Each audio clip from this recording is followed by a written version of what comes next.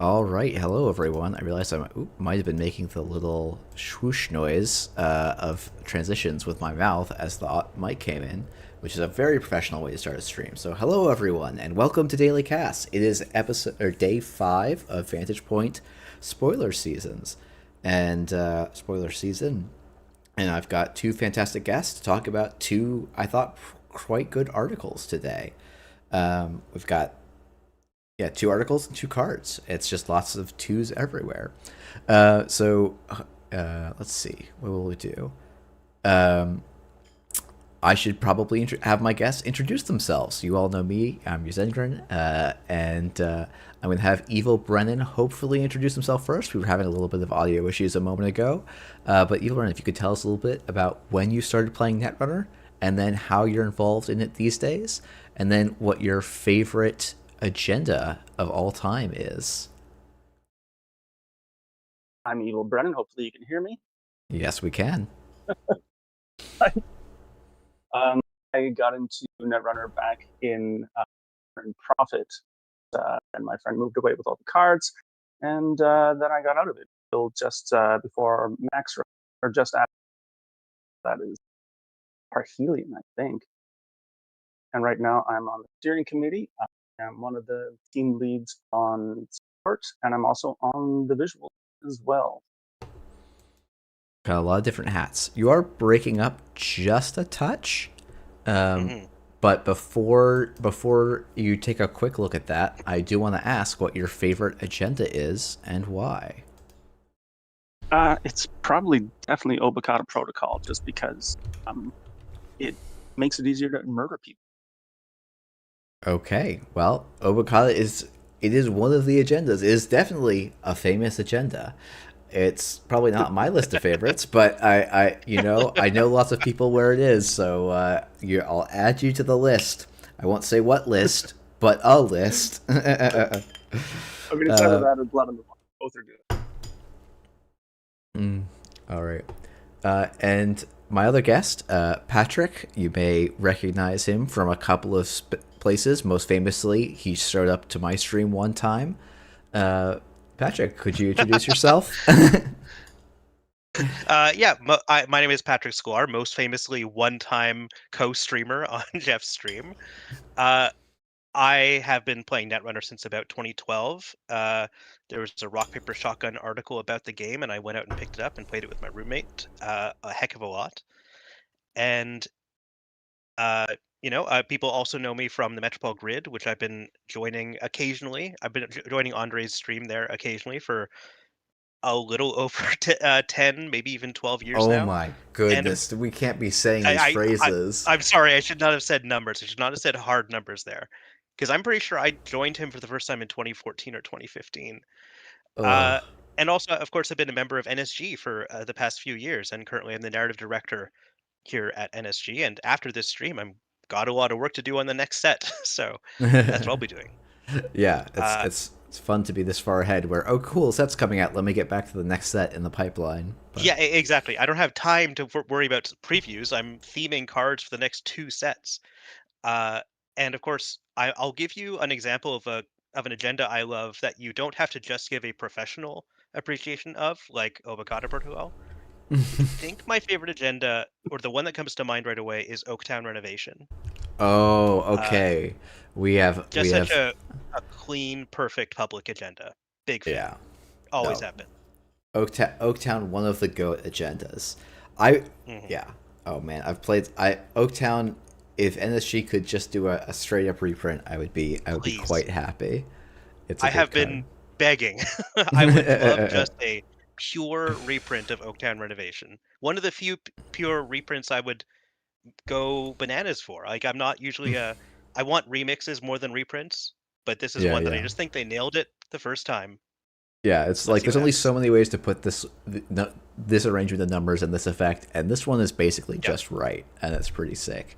I would probably also even remove the extra clause that it gains more credits. Yeah. Later. So now it's functionally a different card, and so it's fine, right? Yeah, you just take that off. Exactly.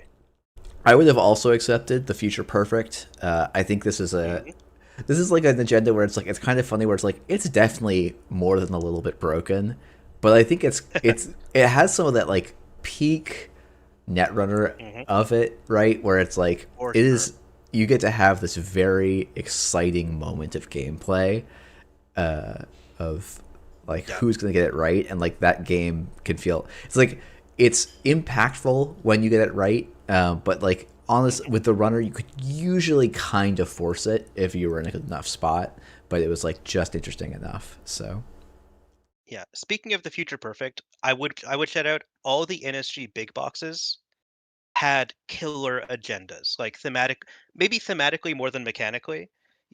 House of Knives, one of my all-time favorite pieces of art. 15 oh, minutes. I don't have that one What a easily, fun but agenda. Mm. 15 minutes was one. Uh, Oh, a government takeover, right? Government takeover is a classic, obviously. Yeah. Yeah, love those big box agendas. Yeah, no, there was some, yeah, government takeover is like also, yeah, it is like to me it is another one of those like iconic agendas, though I think it's less healthy than the future perfect. And gentlemen, the future perfect Mm. seems very degenerate. I don't know that I would describe it as degenerate, mostly because it was in decks that were uh like Running it was Lens never Station or oh, future perfect. Yeah, yeah. perfect, the future perfect, yeah, because it while it did protect itself, it didn't protect itself when you were trying to score it, which actually gave runners, I think, some really interesting options.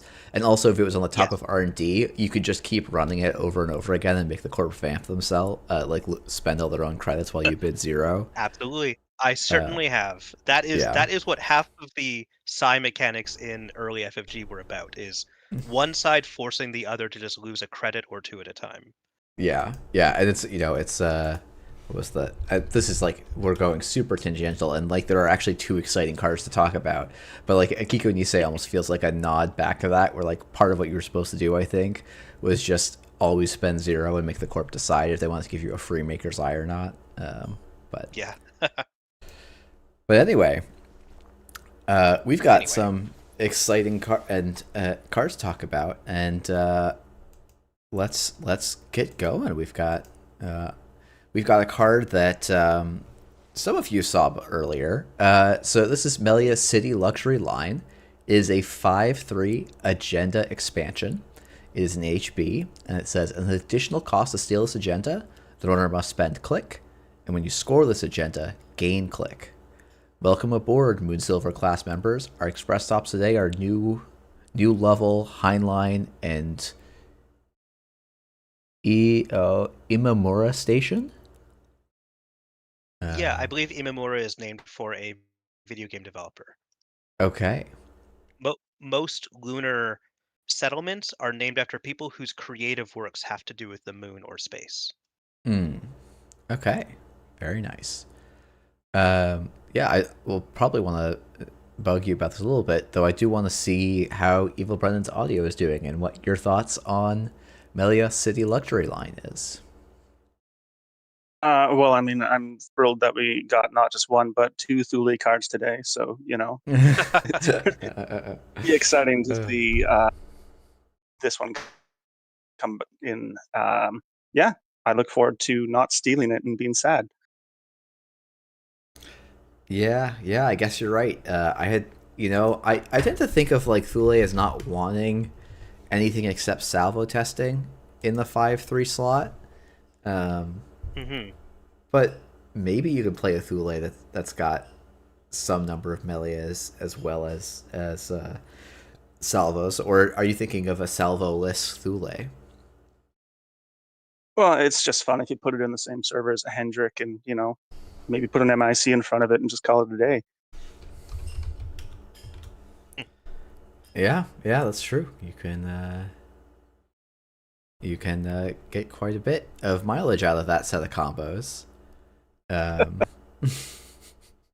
those are certainly interactions you have with this guy. No, I mean that is a good point, and I think it's probably another similar like the Metagarm Skunkworks play is going to be another thing in a similar, I'll say slightly, albeit slightly more reg line. Um, so I don't play chat Netrunner to win games. I play to make other people sad. Mm. you want to just That's so noble. You want to inconvenience and needle people. That's right. Yeah. So yeah, Patrick, I'd love to hear a little bit. This is maybe not the most narratively rich card, but I guess I kind of the stuff that's either here, either well, as do you have any thoughts on this card in particular? They don't actually have to be narrative, even though I gave you a narrative lead in. Right. I mean, I'll just say quickly, I really like this agenda. It's just such a clean and simple design. uh, it's very elegant in that way. Either way, a click is gained by the corp in a matter of speaking. And this is going to be really powerful, like Brennan was imagining in a deck that taxes out clicks. This becomes kind of unstealable. It's, of course, very reminiscent of EcoWatt Project. Uh, and in EcoWatt Project, the 2 credits that you had to pay to access it never quite as relevant as the click that you had to pay to steal that card. And so this takes the best part of that and then adds a little kicker for when you score it, which I think will be so useful. I'm gonna score this and immediately install something new in that server. That is the minimum value, and that's huge for a 5-3 agenda, I think.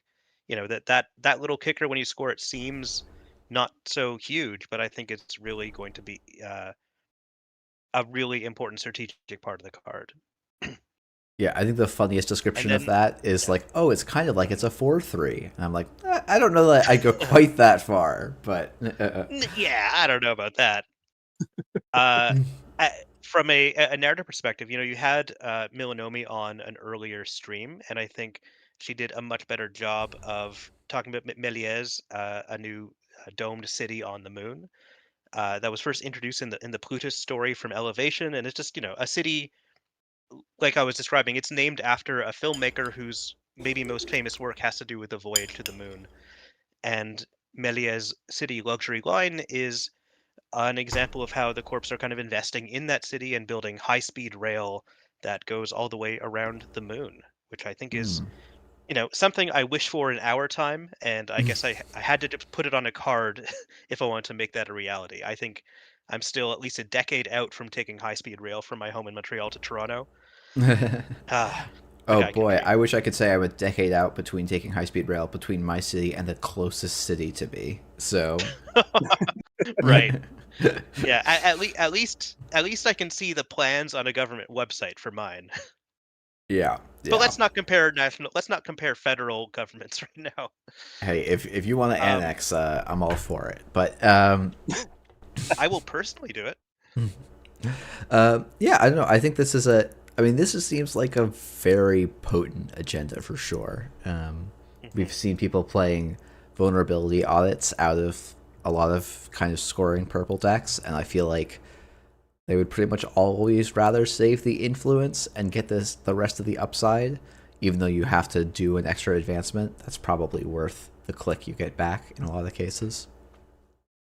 Yeah. Can I shout out Galehar's suggestion? Is you use that click to play Neurospike? I think that's very, that's very funny, and that's such a fun use of that extra click.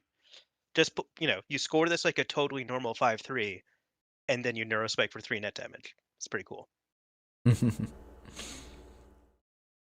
Yeah, what was it? The I do like that. You can, if you can somehow score an agenda with one click, you could do like Melius into Luminal into Hmm. Neurospike for Hmm. 5. Um, but yeah, I don't know. Yeah, Neurospike is one.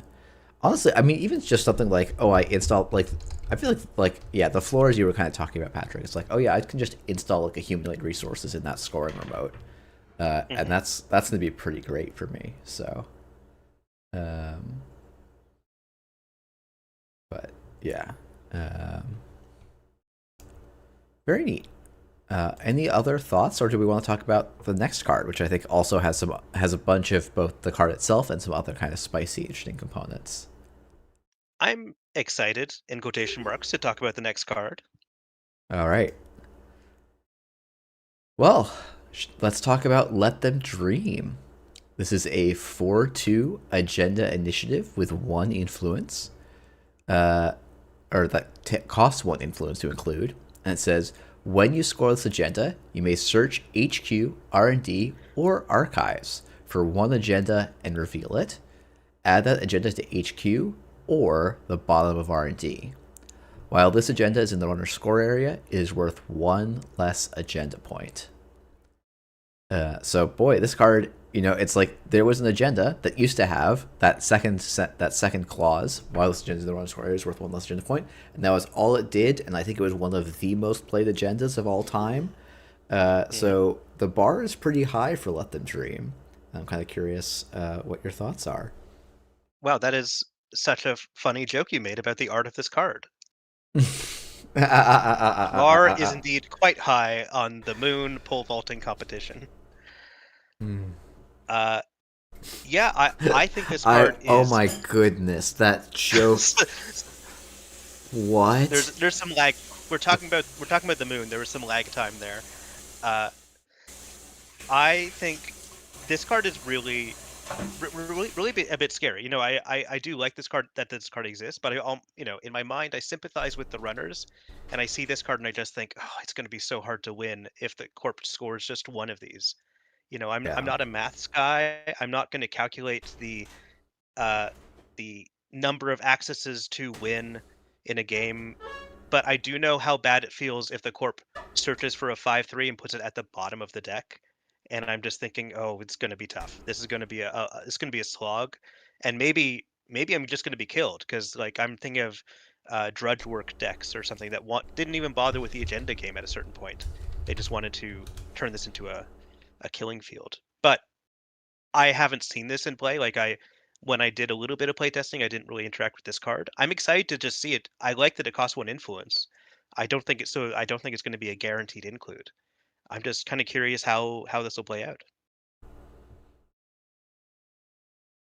Yeah, EvilBrennan, I'd love to hear your thoughts as well.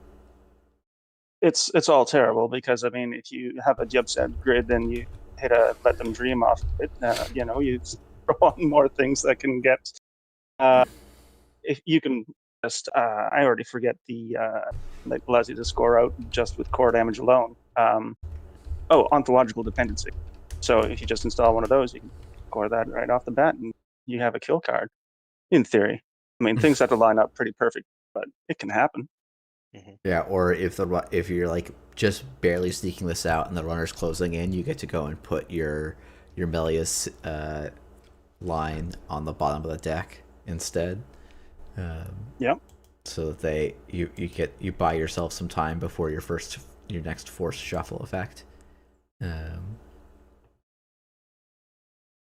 Yeah, I don't know. It's pretty exciting. It's definitely a potent one. I think it's I'm going to be very curious. So I guess I should pull up for people that are less familiar with the FFG cards. Global Food Initiative, I think, is one of the most popular agendas for scoring decks. I think that was while it was legal and standard. Because basically it allows you to run 2 global food initiatives for 6 points, and then 7 2-point agendas. So you ran 9 total agendas for your 20 points, and you could score out in just 3 scores, and the runner would always have to score out in 4 scores no matter what. Yes. And that was huge for the game, right? That was defining for multiple formats. Let Them Dream has similar-ish math, but not. So it's like if you do this exact same agenda suite of 2 5/3s and then 7 4/2s, and some number of those 4/2s are Let Them Dream, the Let Them Dream basically is free. So the runner is probably having to steal 4, but your like 5/3 is less safe and is a little bit more vulnerable. Which is a little bit funky. Like it does change that math a little bit in a way that I think it's not clear that this is going to fit in the same places that global food would.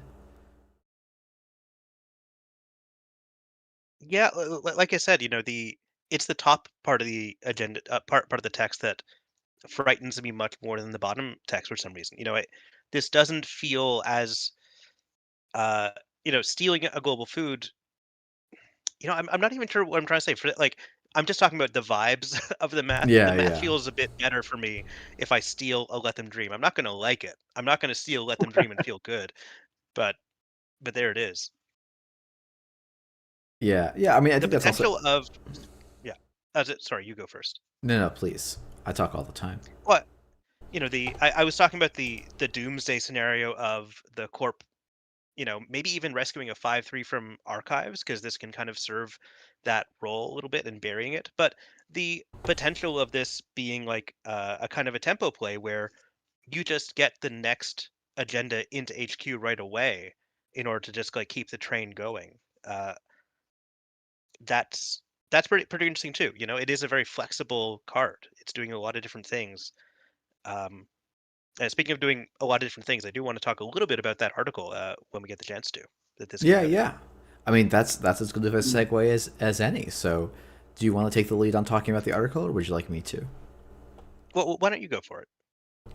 Okay, so today there was two articles. One from you want to talk about the design philosophy article, I should say, right? I figured we'll talk a little bit about both, but I was thinking about Yeah, this design philosophy article. yeah. So I thought this was like, if people haven't gone to read this article, I definitely think it is like, even though we're going to talk about it on this stream, I think it's something that people should go and read. I think it is a bunch of the people that have their hands pretty directly in making the cards you see, talking about what their goals are for this set and for Netrunner as a whole. Um, Hmm. and I think there's like, it's interest.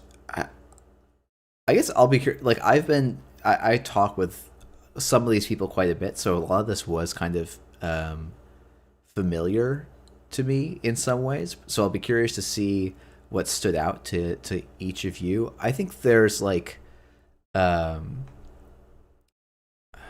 I'm trying to think what the like first thing I would like say, like, they probably the some of the headline stuff is like one of the goals was to support scoring corps, and Hmm. then expand like, and I think Let Them Dream is very much an homage to what GFI did for letting corps score in ways that they were just not able to as runner play got kind of better.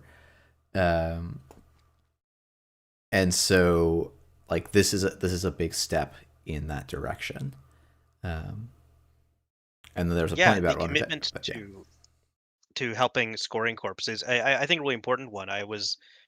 Uh, I think the corps have had to rely on kind of alternate win conditions or like the play styles you don't expect to see. If you're a new player looking at Netrunner, you don't like, and then you suddenly see a completely horizontal epiphany deck. You're like, what the heck is this? And I feel like like kind of supporting traditional scoring corps is fantastic, because that is the kind of Netrunner I like the most, with a little dash of alternate win conditions sprinkled in to keep me on my toes and keep my deck kind of having to deal with multiple different threats.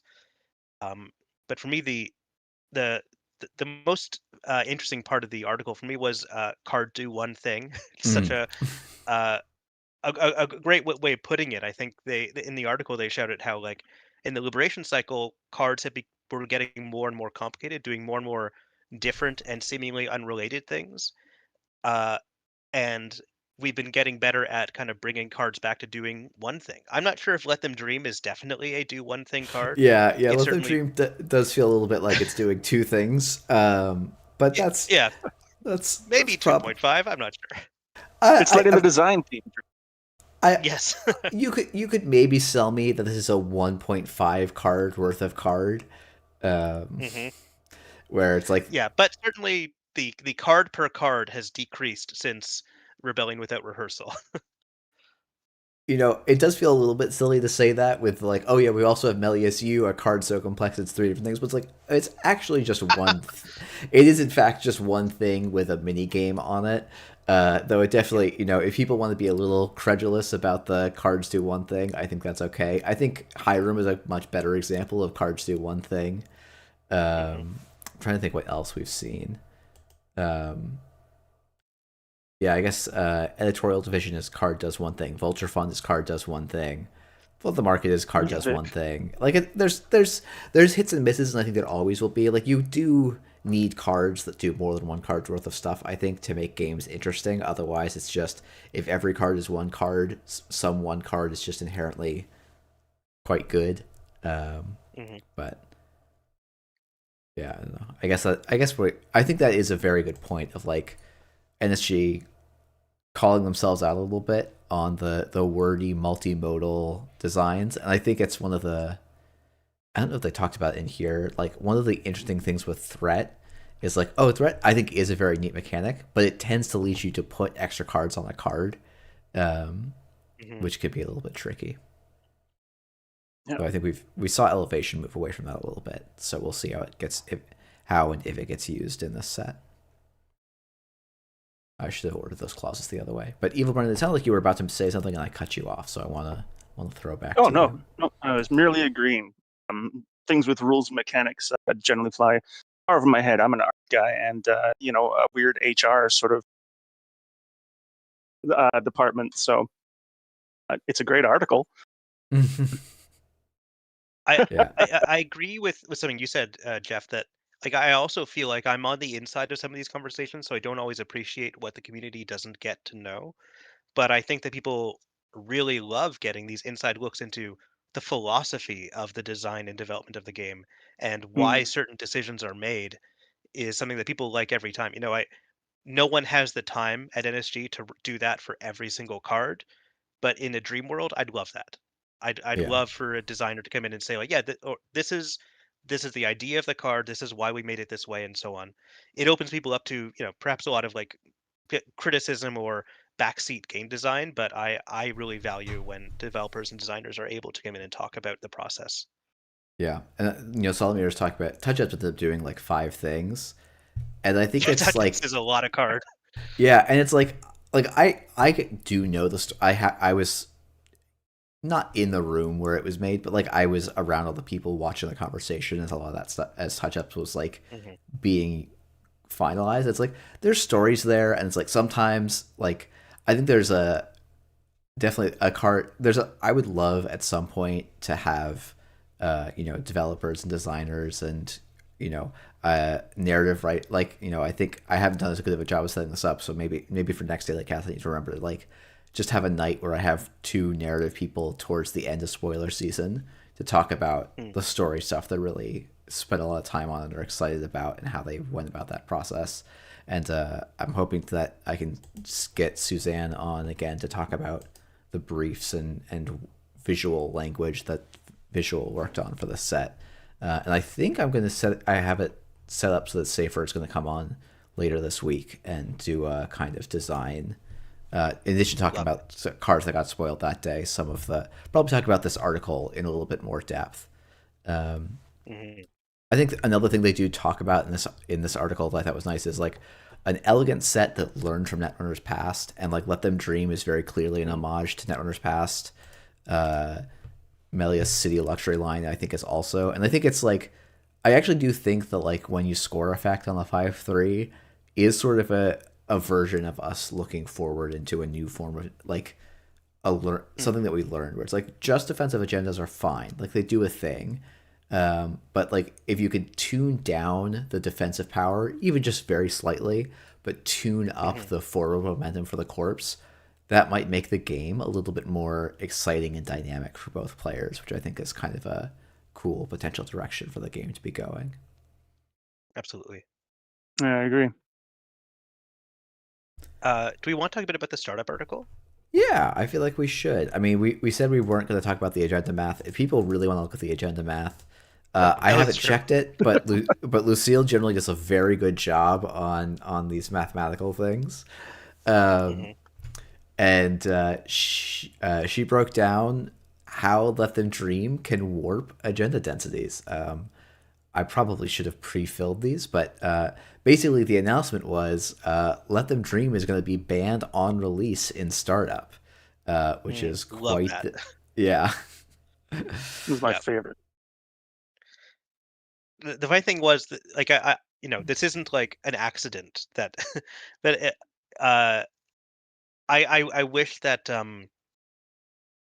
oh, what was I trying to say? Like I just think it's to me it's kind of a funny joke. I hope people who play startup don't feel uh cheaped or feel like we're cheaping out on them by denying them one card. But I think it's very interesting and very emblematic of NSG's approach to having multiple healthy formats that we are able to print a product and recognize that it's not going to fit every format equally, and so we have very different approaches to maintaining these different formats. Uh, actually end up appreciating that very much with a day one ban for a card in startup. Yeah, I think it's like hopefully this doesn't become a pattern. And Mhm. like I think, it's I think it's probably a reasonable take to put Let Them Dream. Like you don't want to put Let Them Dream in the startup article. Um, I think maybe I'll have to interrogate Safer on like, you know, if we knew this was going to be banned in startup, why is it like, why these formats are different and why it's like, oh, Let Them Dream needed to have this text to be of a standard reasonable power level, but it kind of ends up warping in startup. And actually, I think Lucy actually did talk about this to a decent amount, or at least alluded to it. Is part of it is just the multi access and power level of runners, like especially economy wise, is just not is way lower, right? It's Mm. generally when you look at like a is like when you look at the economy packages of runners, it's like, oh, they will take like there's the best in slot economy cards, and then there's actually not that many second tier economy slots printed in each set because it's not that Mm. much fun to print sure gamble -1 credits, right? Like it's not a very exciting card, which is like sort of what you need for startup to like not or for like these like a lower power format to work, but like Yeah. printing unsure gamble is just like not it's not exciting for for a large chunk of the player base, where it's like, oh, all the standard players don't get a card now, and so you end up with this like very funky power discrepancy where like Glacier is apparently just completely dominating startup to the point where like Let Them Mm. Dream is banned, as is Mercia Ballard and Seamless Launch. So Yeah. HB is like getting taken out to the shed apparently. Um, It was but a but big hit. but they get a killer 5/3 in exchange. I think HB is going to do just fine, and I think that Seamless Launch is one of those cards that I think uh, it, it's always felt just a little bit like too much value, and maybe it changes the way we play for advancement cost agendas. So I'm very curious to play startup, partly because mm, of a seamless ban. Not that I dislike seamless, but just it's certainly going to change my pattern of scoring uh, without it Mm. in the format.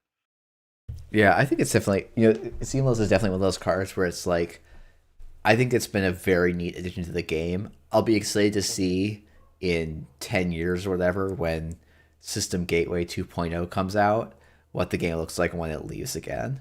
Um, Mhm. because I think Even if it it's just costs more, I think would be an yeah, interesting yeah, if it was like like two keep or an three ability like that credits. in the game, but make it cost a bit more would be fun.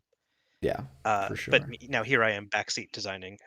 uh, Yeah, it's very easy to it's I sometimes joke like, oh man, it would be great if we could just release patches on cards, like mail everyone yeah, who I'd love bought that. something a sticker, and uh, could probably get sets out uh, faster, and then you just have the logistics of mailing out hundreds or thousands of mhm. stickers.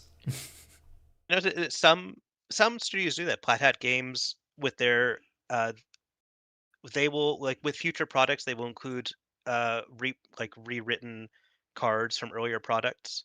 Hmm. And it's not always just a rules thing. It's just like, oh yeah, we decide this person needs one more power, so we printed a version with that or something like that, and you can buy it in the next pack, but also download the PDF. But I can see why that wouldn't necessarily work with Netrunner, where we're trying to make it accessible and easy for anyone who doesn't like follow our website to be able to pick up a card and know how it plays. If someone has to like, if someone buys a copy of System Gateway and then has to and then goes to play and then only finds out from other players that the cards they're playing with had the strength adjusted by 1 or 2 or something like that. I don't think that that's going to feel good for a player like that. I'm Yeah. okay with that as long as we can get Tributary back. Mm. I feel like we were talking. I was talking with someone in OP the other day. If like, oh man, why do we not see more like Arts of Tributary on prizes? It's like, well, because the card was legal for about 30 minutes. Uh-huh. In the scheme of things, I think Yeah, but no we. longer the fastest ban. That's true. Yeah. That is true. That you know what, and I don't. I suspect it's unlikely to be dethroned. Mm. Yeah, I am a little sad that we never. I don't think we even got to do a tributary playmat, which would have been super sick. And I love So Tributary. That yeah, was my theme, working with Scott on that. Very fun. yeah, yeah. I guess Uh, actually that's.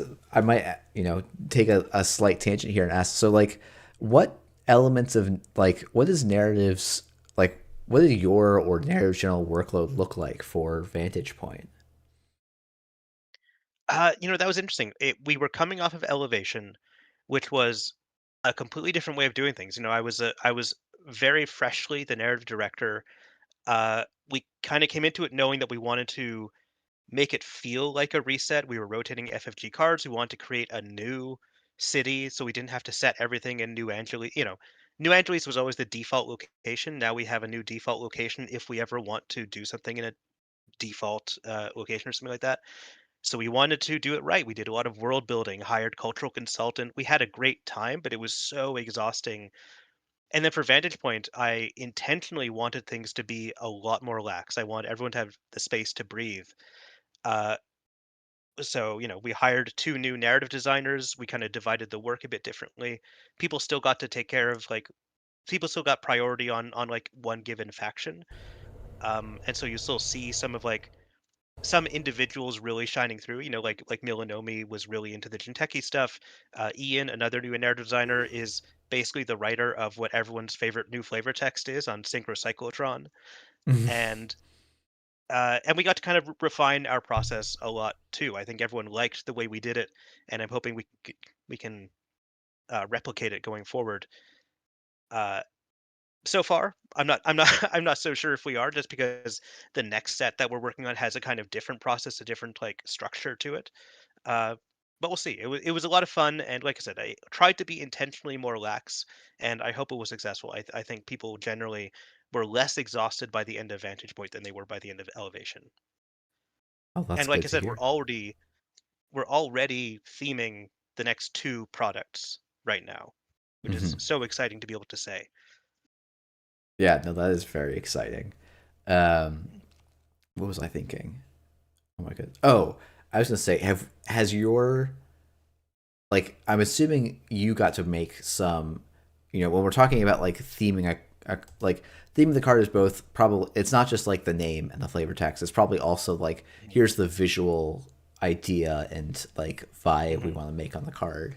Um, I would imagine you have a favorite card theme thing from the set, um, both in general and that you worked on. Um, and I guess I'm not going to ask what Yeah, they yeah. are. I might ask, Hmm. has the community seen them yet? I don't think the community has seen my favorites. I'll Okay. say that there is a Anarch resource that I had so much fun working on. I think the final decisions were mine, but I got to at multiple points create a poll for the entire narrative and visual teams to say like, okay, everyone pick your favorites between these five different options of what this character's job is. And then we moved on. Like, go pick five different options about what this character looks like. And I think those were very fun to do and organize. And what resulted is something that is, I think, going to be like a fan favorite of the set going forward. And another one was I guess a Wayland card where in the end I think I realized I was biting off way more than I can chew theme wise, but still ended up with a very visually interesting work of art from one of our newest artists too. Like an artist named Cy Sweetenham is new to this set and has done some stellar work. I'm not sure if the community has seen any of his work yet, but he's done some incredible stuff, and I can't wait for people to see it. Fantastic. Well, you've heard it here first. There's an Anarch resource and a Wayland card, a second Wayland card in this set. So That's right. There's for a people that second Wayland for, card. for people that were here for accidental secret scoops, there are some good secret scoops for you. Hmm. Yeah, add that to Forest Flatline, folks. Is that the tracker thing for? That was the BGG tracker from back in the FFG days Oh that my I was goodness, checking you. in basically every day. Oh, the deep. I you Sorry, know I I'm was so I was sorry not again. that deep in. I was not that deep in back then. That's funny. Oh, that's I great. had to know what was coming in the lunar cycle. Lunar Cycle, Lunar Cycle and Sand Cycle were some bangers theme Absolutely. wise. Cool. All right. Well, EvilBrennan, apologies we haven't heard that much from you. Did you have any Totally thoughts fine. on I guess as we start to wrap up, something you're looking forward to most for the rest of spoiler season, or oh, I love this card that's out. I can't wait to start building decks with it. From stuff we've seen. I'm really excited for it. Hasn't come. So I'm sort of in the same boat as Patrick, but I adore this set. There's some fantastic art and some great mechanics on the way. Yeah, I think you said that the visual team should stop making such bangers so we can have some more easy picks from Mats, and we're not going to do that. Um, there's some great art. There's an HP card coming out that has my favorite visual gags on it ever. I don't know if anyone Oh will actually yeah, notice it or not, but yeah. I can think No, of this. two HP cards that have visual gags on them. I'll have to ask you after the stream which one Oh you're referring yeah, to. no, there are two. Yeah, nope, they're both very good. Hmm. Yeah, I won't say whether or not I did the HB briefs, but I certainly did. Yeah, so there's a lot of good stuff coming out. I think Vantage Point is going to be wonderful, Yeah. wonderful set. I'm not good at making good decks, so I'm just going to make a lot of bad decks. It's a lot, but it's going to be a lot of. Yeah. If I could add something to what I just said, I was so interested in teasing people with upcoming cards that I forgot that basically my baby of this set is the VIPI. You can call me Mm. Vic, the criminal ID. Uh, I love that thing so much. It was an idea that's been rattling in my head for a while. I'm glad we got to finally put it to paper. There wasn't official fiction with it this time around. There will be a little blurb on the product page when Vantage Point is out that kind of gives a little bit more depth to the character. And I just love the way this thing came out, and I can't wait to see more of it. Yeah, yeah. No, I'll be interested to see in like yeah, it's like an interesting like the art and what we have is interesting. So I'm hoping we get to see a little more fleshed out for Vic in the future. So Hmm. and I know there was plans and hopes and sometimes not, it sounds like maybe not everything worked out, but probably that's just an opportunity for more in the future. So Yeah. that's cool. All right. Well, I think I'm gonna kind of put it to wrap there. Any final closing thoughts from either of you? Like Brendan said, I think this is a really exciting set. I'm just so glad we were able to get this set out in less than a year. I think I have been hankering for just 65 new cards to play with and experiment with. And I think people are really going to be happy with the variety of strategies and archetypes that are like really, really given some thought in VP. Like every silly little idea you've ever had gets probably one card in Vantage Point. So I think Mm. everyone's going to be a little bit happy, at least. Oh yeah, I guess this is something I'll talk about very briefly, and then I'll try and remember when we have safe round to talk about it a little bit more. Of like, corpse needed some power, and then runners needed some weirdness, like some side Yeah, strategy support. And we haven't seen a lot of runner cards yet, but Hiram definitely feels a little bit side strategy esque, right? you're going Irregulars to build a feels a little. different deck with Irem for sure. Yeah, and it's like, oh, irregulars is sort of like a Baz card, so it's like, okay, there's the runners are going to be a little more exploratory. And I think that's a good direction based on how the meta evolved in this last year. That these Hmm. 65 cards can be kind of shaking things up a little bit more. So cool. All right. Well, thank you both. This has been an absolutely lovely chat. People should check out the Metropole Grid if they want to see Patrick, Punk, Andre with spoilers throughout the year. Always fantastic episodes. When you see a bunch of NSG people talking in the chat, you should get your eyebrows raised. Something's coming. But yeah, thank you everyone for tuning in. We will be back tomorrow with an Eternal Balance update. So that should be a spicy one. And then I think it's right now scheduled for Thursday. Safer and I will be doing sort of a more interviewee style one. And actually, I think tomorrow looks like it might be Water Lily Joy and Wenjong. So we might do some art discussion of cards that have been out tomorrow as well. So some good NSG stuff. And then we're going to hit into Community Week where things are going to be coming quite quickly and rapidly. So it's been a nice leisurely pace so far, and I think dial's gonna really turn up. So should be a good one. Thank you everyone, and have a good night. Thanks. Bye everybody.